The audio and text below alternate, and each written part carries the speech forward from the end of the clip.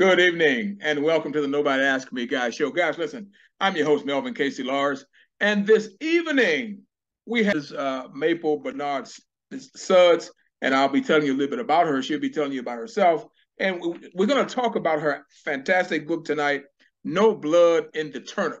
Now, many of us have heard that term, but she's going to explain to us what that term specifically entails. She will be talking with us about this. Now, the other part of this says Memoirs of a Codependent.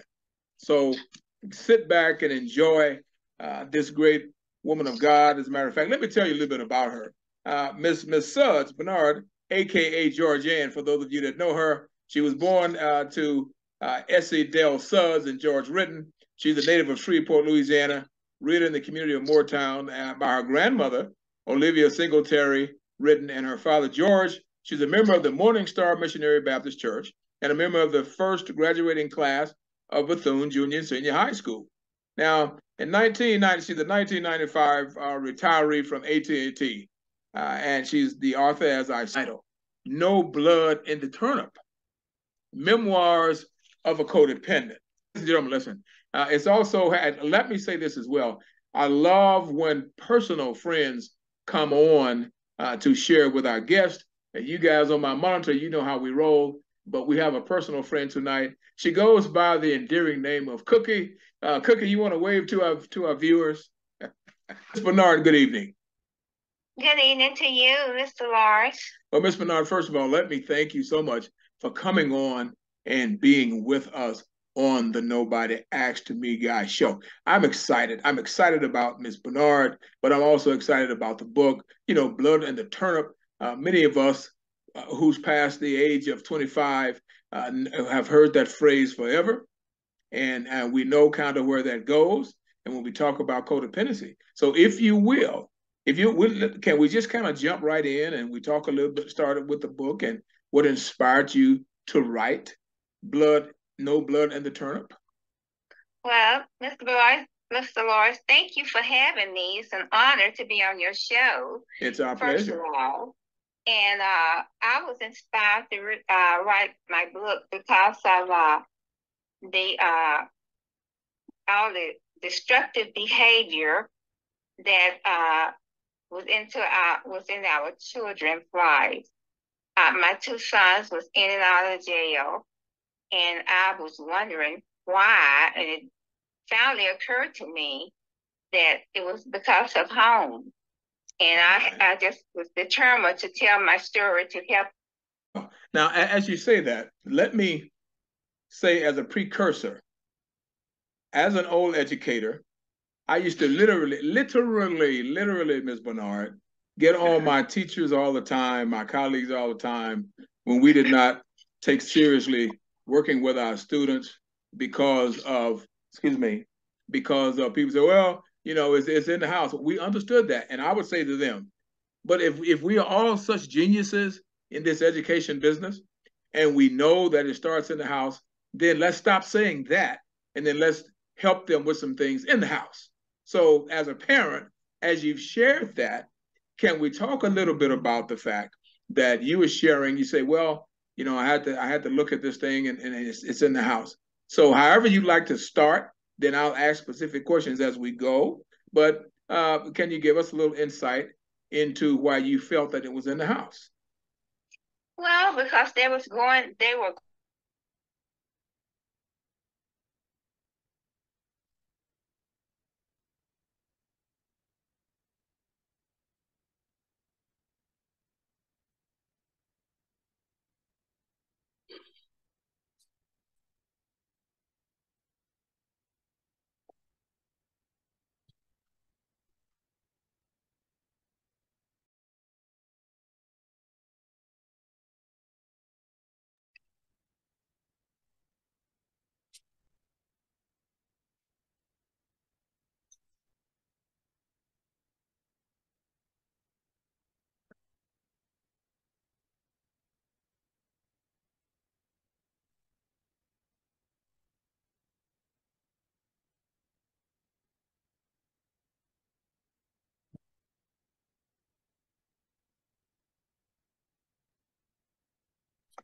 When do you share that? let me say with you personally is that I grew up in a similar environment. And I can tell you, I understand clearly what you are saying. And it is very difficult. Now, as if I can share another piece to this question in this statement. When you say, I took them to church all the time, but unfortunately, when I'd get home, they would see, and I'm just paraphrasing, they would see things that we would hope would not have to be happening between, my spouse and I, and they'd have to kind of be the mediators and that kind of thing.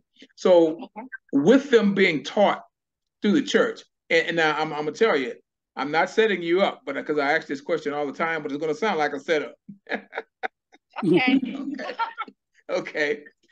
With the constant going to church, hearing the word and listening to mom, etc., and then to them to turn home, what, in your opinion, do you feel like was the conflict? What was the conflict? Yes, ma'am. As far as church and them seeing something different happening at home. Once we go ahead. I'm sorry, go ahead. I just, taking them to church every Sunday, and then they go home, and mom and dad is fussing and fighting in front of them. That's not helping the children. That's they grow up being disruptive and having an attitude, and it's not, parents shouldn't fuss and fight before their children. Okay, that's why. No matter how many times you take them to church, once they get home, if the home environment is not good, that's no help. Okay. That's why I said it's going to sound like a setup, but it wasn't a setup. I wanted my audience to hear parents say that. I wanted to hear you as a mother say that to them, because too many times as adults, as you know, Ms. Bernard, as adults, we don't own things that may have contributed to disruption of our children, to them being unhappy and maybe doing things they should not do. But with that stated, when did it really dawn on you that the actions of your children was a direct, or you felt pretty much a direct result of what they were hearing and listening to at church and hearing you say as a mom and then acting up at school? When do you feel that it started to sink in, if I can use that word, that this is what's causing some of their problems, if not all of them problems, in school, possibly at home, in the neighborhood, etc.? I discovered it in 2000. Okay. When my incarcerated son wrote me a letter. He wrote me a 4-page letter, and he titled it "Reason My True Feelings." Okay. And he started telling me about how his home life had been so volatile, and that I wasn't the perfect mother, and that I would say things and do things. And at first I got very upset with him, because I'm like, how dare he write me a letter and tell me something like that? But it took me several months before it really sunk in that I was not the perfect mother. Okay. And when I first started writing my book, I was the victim and everybody else was the villain. Oh. So I had to go back and rewrite my story and be truthful with myself and tell my story in its truth. Okay. Wow. A lot of things that I left out that I didn't want to say, but then I had to go back and if you're going to tell the truth, if you're going to write a true story, you have to tell it about yourself. Mm-hmm. Yes. Wow. Ms. Bernard, you're getting all kind of thumbs and all kind of hearts going over here on this monitor. I hope my monitor doesn't break. Sending clearly. They are sending up hearts and thumbs like crazy on this monitor over here. I was saying, I hope my monitor doesn't break, but listen, I'm just clowning with that part. But wow, that's very powerful. That's very powerful because what you're saying right now is as remember what I said is that I grew up unfortunately as well as your sons in a house fraught with domestic violence and all this kind of craziness. And I'll say this respectfully, and God rest the dead. My stepfather's going on to sleep now, and I would tell people I would get really angry because when we get to church, he was a deacon and he'd be crying and clapping and just got through beating up my mother, you know? Yeah. And I'm like, wait a minute, what the Yeah. so when you say what you're saying, I can feel your son's pain. However, when you say I was not the perfect mother, that's what I want to go back to. Yeah. When we say and when we say perfection, I don't think any of us have reached that plateau at this point. And I know that you're a Christian woman, so other than God. So when we say perfection, you were, and allow me to say, you were never going to be a perfect mother because you're not God, and I don't mean it in a nasty way. However, however, what do you think should have been, I mean, done differently that could have changed that situation? What would I have done differently? Yes, ma'am. I wouldn't have stayed in a destructive marriage for 20 some years trying to change someone when I was trying to do the impossible. Wow. So is this where the memoirs of the codependent comes in? Trying to stay in that marriage and try to change that person and that kind of thing? Because wow. Exactly. Ms. Bernard. Yes. God put us together today. Amen. I do a workshop and I try to tell that to my mothers all the time. I ask them this question. Do you realize that when you stay in relationships I used to tell my mom the same thing, just much like your son, but I was young. I was like 15 or so. Do you realize the position, especially boys, now girls get upset too, that you put your sons in when it comes to loving and wanting to protect their mother, and many times I'm really harsh when I say that, especially to my young mothers, because I said, but do you realize that you're putting that person to be a potential murderer? You are grooming him to have to go to prison for trying to protect you, and you will not. So when you said that, that's why I say God put us together, because I needed to hear a mom, Mrs. Bernard, I needed to hear mom admit that. My mother's gone to sleep. I love her dearly. But I used to ask her that, and she would never, maybe she couldn't answer me, but I could see the hurt in her eyes when I would ask her that question, because I did challenge him. And the only reason we're meeting today is that the only thing that kept me out of prison was she would not let me get to him. She was between us. Now, and I was getting more angry because she wouldn't let me get. And at the 15-year-old, I'm thinking, you're trying to protect him when he's been the one hurting you, and I'm trying to make sure that doesn't happen anymore.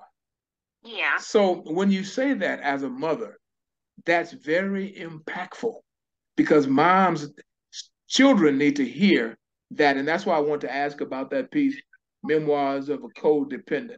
So as the letter hurt you that your son sent, when did you start to process that I really need to read this, internalize this, and then do something about it with it myself?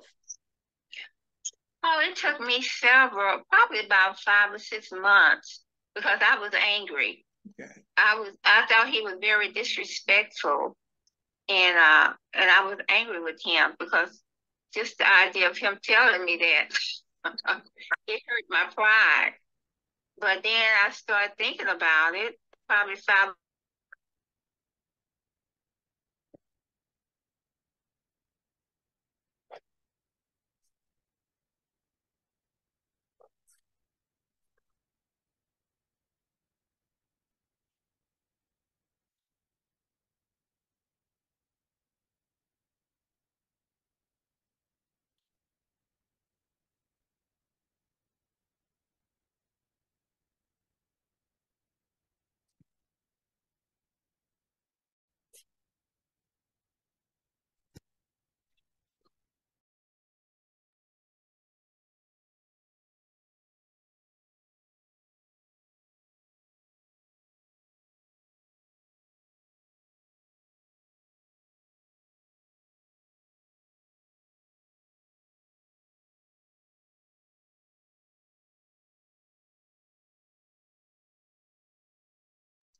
Well, in all of this, what part does he play?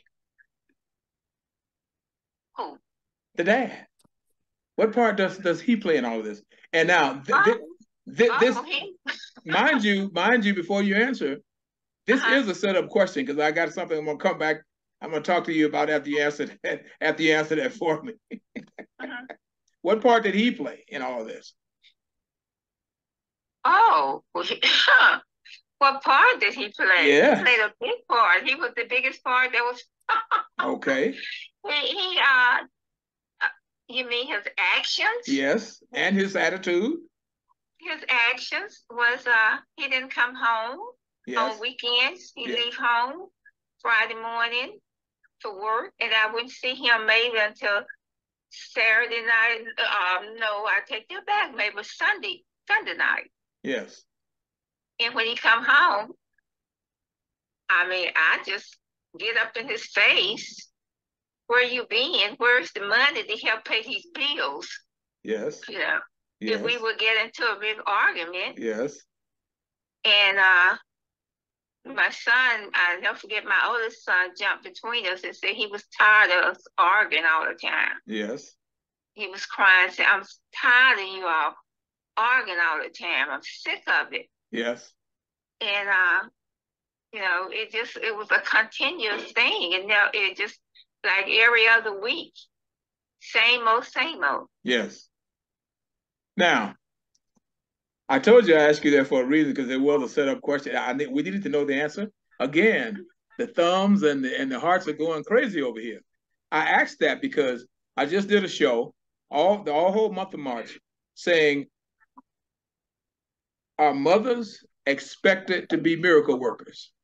Oh, yeah. And the reason I did that show is because of some of the things that you're saying to me right now. When you kept saying, I was a horrible mother, I was a horrible mother, you were not a horrible mother. You were a person trying to survive the best way you knew how. You were the person trying to take care of your family. You were the person, like any of us, if we are honest enough to admit it, that needed, if that person's there with you, hey, at least care enough, love me enough, help support us enough, respect me enough, etc. So I wanted you to share that with me because, like I said, God put us together today. I needed to hear a mother be as open as you are being because too many times, as you've already stated, mothers are hurt, they get embarrassed, think other people are going to say things. And then I even say when I'm doing workshop with mamas, was it from being indoctrinated? That he's gonna do that and just ignore him and stay there as long as you can and that kind of thing. And in addition to that, is with you being a Christian person and at church and all of that, we can be the worst ones, telling people, oh, stay there. Somebody is abusing you, doing all of this stuff to you, and they want to get the Bible. Preachers are bad about that. But we cannot speak to, biblically or otherwise, being mistreated. They never go to the part where it says, man, love your wife like God loves his church. They want to talk about, well, it says you're not supposed. No. So I just wanted to say to you as we move a little further, is that you were not a terrible mother. You were a mother trying to find your place within yourself. You were a mother trying to raise your sons. You were a mother trying to make sure your household was being taken care of. You were a mother that was with someone that you would hope that would love and care for you like you care for them and your sons, etc. So I am saying to you on record, and this is going to go all over the world. And to see, I thank you guys. Thumbs and hearts are going up again. You have to love yourself. Don't ever again. I know what your book says, but I'm saying on the Nobody Asked Me Guys show, never again say that you were a terrible mother. Please just do that for me. Now, I'm going to shut up and ask a few more questions that I'm not going to keep you all day. The question I'm going to ask now is I'm going to ask you to share with me one thing right now that really affected you as a person when it came to rearing your sons? Really affected me? Yes, ma'am. I mean, mentally, psychologically, self-esteem, any of those areas. I mean, how did that affect you having to go through the things that you did for 20 plus years? How did that affect you personally as you were trying to rear your sons? Well, I just felt like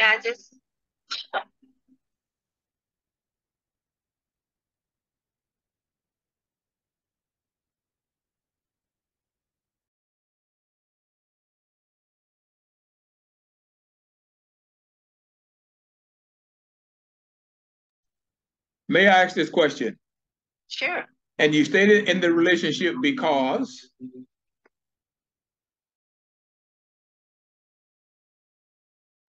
And you were codependent because? I know these are tough questions. I know they're tough questions. Well,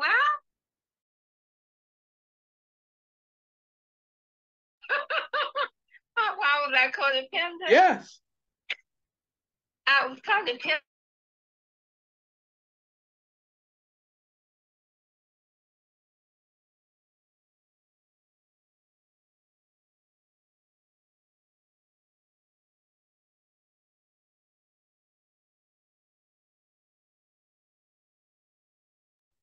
So that's why I'm asking these questions, because not only do I need to hear from Mrs. Bernard, I also want Ms. Bernard, as we are processing, and I'm not Dr. Phil and any of that, but I want you to process what you're saying.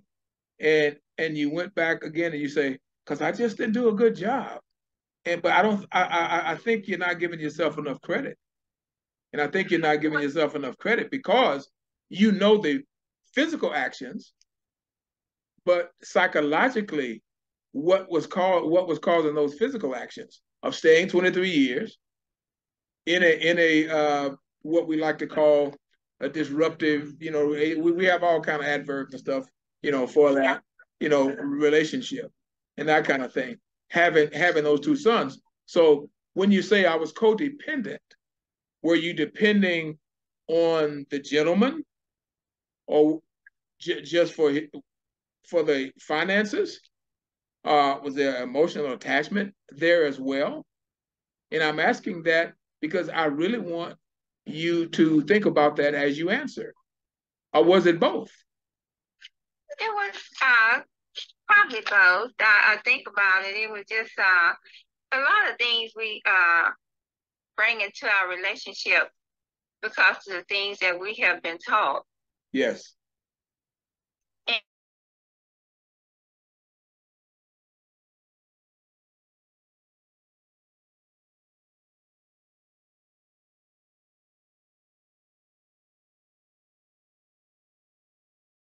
I got attracted to someone that was different. They say opposite attract. Yes. But yes. When I looked at it, my dad wasn't out there in the street. Yes. And Ms. Bernard? And I think that's what I was attracted to. Okay. And you saw it as normal, probably. Yeah. Even though you did not want to accept it, you saw it as normal. And that's what I'm saying. I haven't read your book, and I definitely want to read that book. And when I saw No Blood in the Turnip, and it says Memoirs of a Codependent, I started to think about what was transpiring in that. I had no idea that you were going to be as open as you are today, because we need to hear this, and the people across the world needs to hear this from a real person. And yeah. Too many times we don't get to hear things from real persons. Too many times, whether we admit it or not, we are too embarrassed to say things out loud. And with you being a church girl, we talk about it all the time, is that you never know who those words are meant for. And why do I say that? Is because I have been guilty myself of saying, well, that's personal and blah, blah, blah, blah, blah. I've been running my mouth. And then all of a sudden I hear somebody say, wow, I really need to hear that. And it started to wake me up and instead of being so, a lot of times, thought everything I thought and said was right. It's like, okay, but that person needed that. You know, it's kind of like that starfish they talk about when you're walking along the ocean, little boy asks you that, you know, hey, you can't save all of them. Dad says it matters to that one that he's so. As you share that, as far as the codependency with your sons, if we can talk about them a little while, that I will let you go. I don't want to hold you all night. I'm really interested when he wrote the letter and you said it hurt you and it made you angry, but you started to think about it.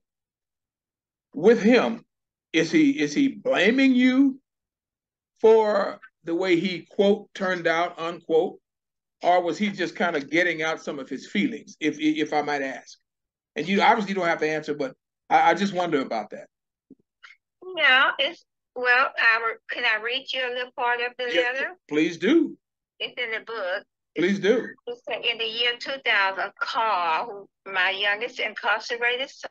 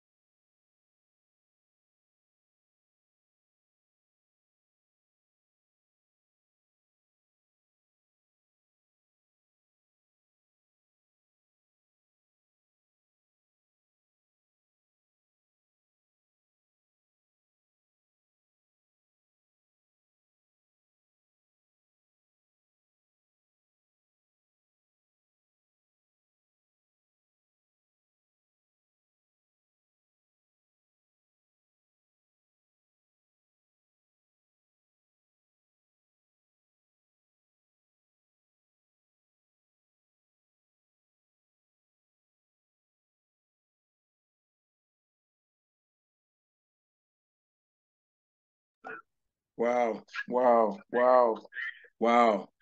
That is powerful. But you know what?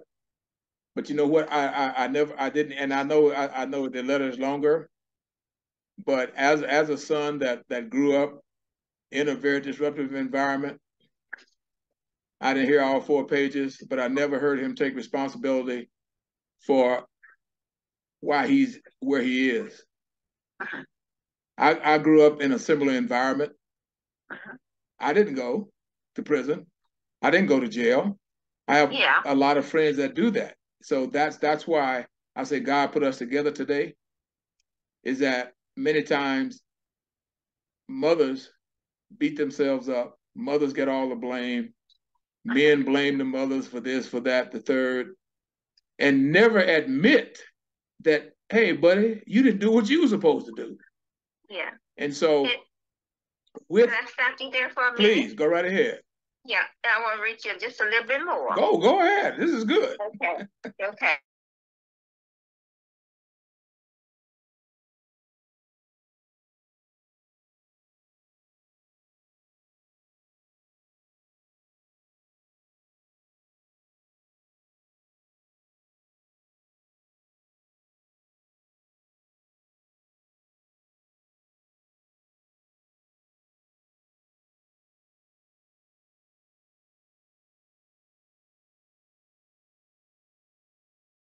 Spend time together.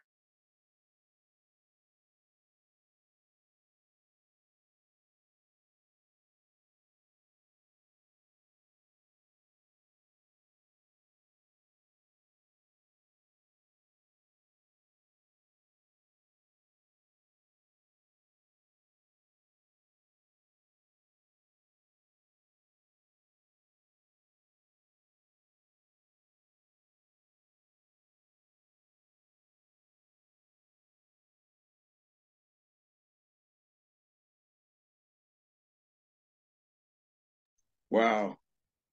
This is powerful. Listen, read as much as you want. This is great. I'm telling you, the reason you see me keep cutting like this, I trust me. I'm not ignoring what you're saying. I'm looking at the monitor to see the reaction of the people that's watching you, and the hearts are going crazy, and thumbs are going crazy because this is very powerful. So feel free to read what you like. If there's a chapter in there, another piece that you want to go to, feel free to do that. I'm doing way too much talking. I mean, it's bringing back so many memories. I'm doing way too much talking, so let me apologize to you for that. So, so please continue. I'm gonna read you just a few more lines. Okay. It said, and then I say, the letter goes on, and then this is me. My first reaction was outrage.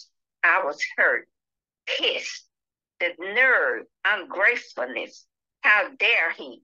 I was so angry I couldn't get beyond my self-righteousness to see what was said. It was several years later, I said months, but it was later, that I realized my son's letter had validity. It was a hard pill to swallow, but the reality was true, and it was heart-wrenching. Do you have anything that you would like to bring out that we haven't talked about? Well, it's just like I say, I wrote this book. It took me about the first printing was about 12 years to write, I believe. And then I had to, when you first start writing something, you don't do as well. And I rewrote, and I learned a lot. I learned a lot through my writing about myself. And I discovered myself. And I discovered I had a sense of humor, which I never did know. Because I was raised up in the church and my grandmother raised me, and I was raised around great aunts and all these older people. And I was very shy, timid, and I guess that's why I was drawn to a street person that was out there in the street. And I felt that I could change him, and I made a mistake because I was trying to change someone I didn't really know myself. It brought out in my marriage, it brought out the worst in me. Wow. I discovered myself. Wow. What made you think you could change him? I definitely got to have to ask you that question. Because I went to church every Sunday, and I was raised in the church, and he was a street person. I thought that I could change him. I could just see us going to church every Sunday. And but that didn't happen. Okay. He ended up changing me. Okay. Okay. Wow.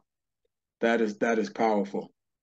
And why do you think that may have been? That this may be an unfair question, but I would like to. Why do you think that may have been? Why do you think that it was difficult for you to get him to transition into accepting Christ, accept going to church, etc., as opposed to a constant, and I'm assuming, a constant battle or a constant struggle with you to avoid doing so? I just don't know. You don't marry a person thinking you can change them. Mm-hmm. What you see is really what you get. Mm-hmm. And okay. I think he was raised differently. He was out there in the street. His dad died when he was young. He didn't have an example. Mm-hmm. So he did what he knew to do best, was a hustler. Okay. Okay. And I'm just wanting to ask because I mean a million things going through my head right now, and I'm trying not to talk so much. But yeah, no, but he wasn't a bad person. He just was a street person. Mm-hmm. Okay. Yeah. Okay. Now, when you say he changed you, can you clarify for the audience what that means exactly when you say he changed you? Well, I changed from being one of those real good Christian women that didn't curse into being a curse of discipline.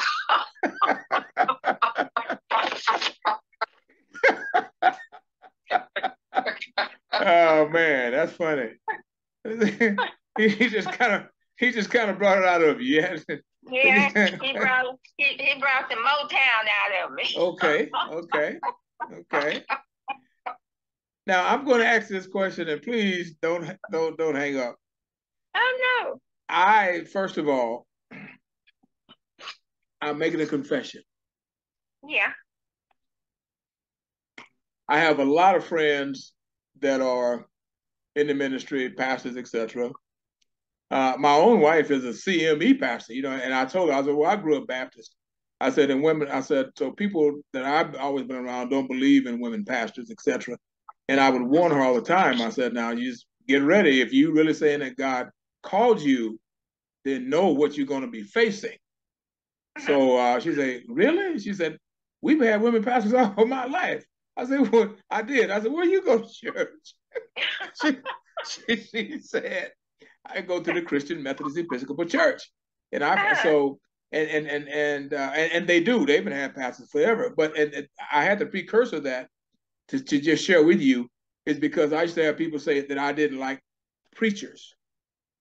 And I'm going there because as I hear you saying what you just said, I alluded to it kind of earlier, is that when you were going through this process, did you ever have the occasion to talk to your pastor about the relationship and maybe some scriptures he could give you to strengthen you and that kind of thing? Or maybe some, did he ever, well, first of all, before I finish the question, I know a lot of men reject any quote pastor coming, they're going to try to talk to them or convert them, etc. So let me say that respectfully. I do understand that. But I want to get back to my original question as you were sharing, did you ever have the pastor, minister, etc., try to give you verses that might would help or clarify or anything of that nature? Or I told you I'm just very blunt, or that they try to take advantage of the situation, if I might ask. Of course, it's all through the book. Okay. Yeah, it has a lot of humor. Okay. And a lot of drama. Okay. I got you. And And I asked that question because, as I said, the listeners, and especially my young people, I thank God I have a real cadre of young people. I just like to be transparent because people have so many questions, about life, and they feel that they have not only let themselves down, but they've let other people down and that type of thing. And really, that's not the case. The case is we're trying to get to know who we are, and sometimes it goes until Gabriel blows his horn. And until people get to hear real, live, authentic people, many times it's Melvin Large's opinion, then only that's when we really get help, And so I just kind of want to ask you that. Now, I certainly want you to be able to share with us how they may get copies of those books. I certainly want you to share with us if they're interested in you coming to speak to civic organizations, to their churches, etc., women's groups, that kind of thing, because you have a story that needs to be told. You are genuine, you are honest, you're laying it out there. It's not sugar-coated. People need to hear that. Yeah. Yes. So. Well, I just like to say that the book is nonfiction. It's a true story, and I learned how to write it and be creative with it. Mm-hmm. And once you start reading it, it's something that you don't want to put down. Mm-hmm. You want to read it to the end. Mm-hmm. To see how it turned out. Okay. So it's written from my heart, and it's true, and I tried to make it as interesting as I could. Okay. And it's especially written for my African American community. Okay. Because it's something that's really needed with the young people really need to hear it. And at one time I wanted to talk to the mothers that was having problems out of their juvenile children, and maybe they were having some home problems, and I wanted to share with them my story. Okay. Good afternoon, evening, everyone. Thank you so much for having my friend, my pal on this evening. This truly has been so great, and I just told her that she have a message to tell, because she because she's a layperson, or she's in the back in the corner in the dark, that she doesn't have a message, but she does. Most certainly. Her book I've read from beginning to end. I've sat in the car and read her transcript and cried one minute and laughed the other. But it's a book that really needs to be told. And I thank you so much for her allowing her to do what she's done this evening. I'm so proud of her, because I know God got great things for her to do.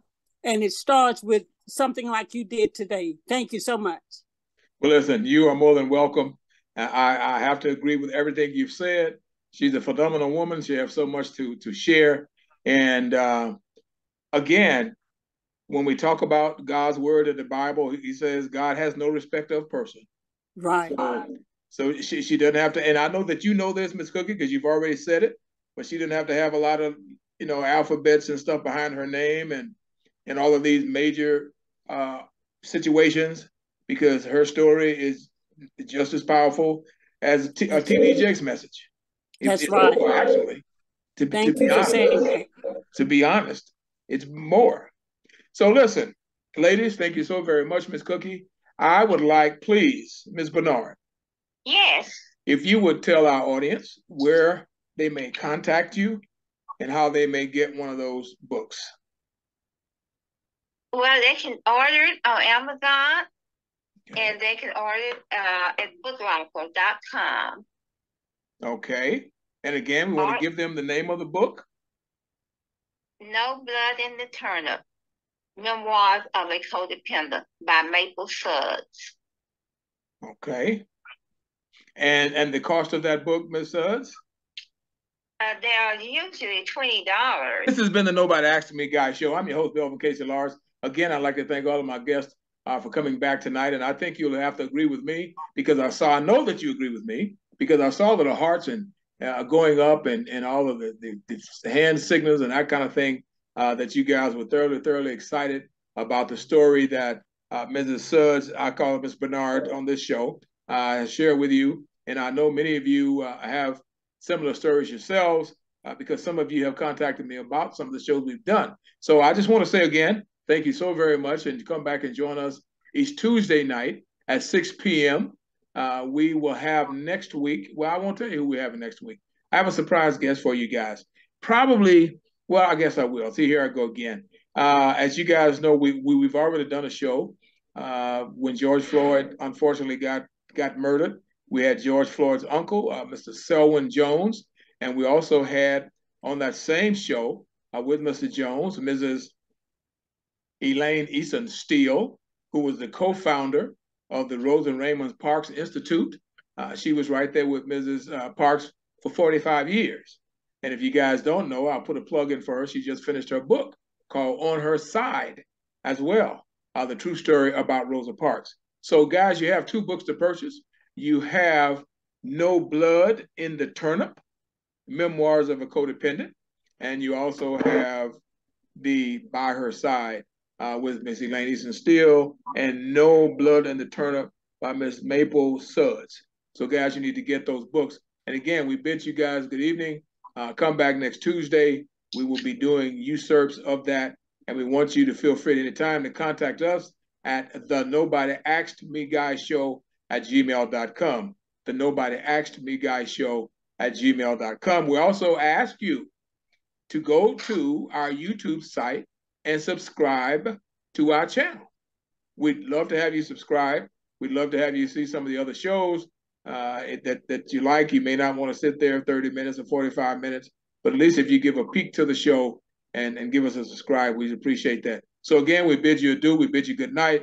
Ms. Cookie, we appreciate you being our special guest, along with our very, very, very special guest, Ms. Maple Bernard Suds. Mrs. Suds. Thank you. Yes. Any parting words you'd like to share with us before we let you go? I would would like to thank you so much for letting me be on your show. I really appreciate it. It's our pleasure. And audience, we'll see you again. And again, God be with us all. Have a great night.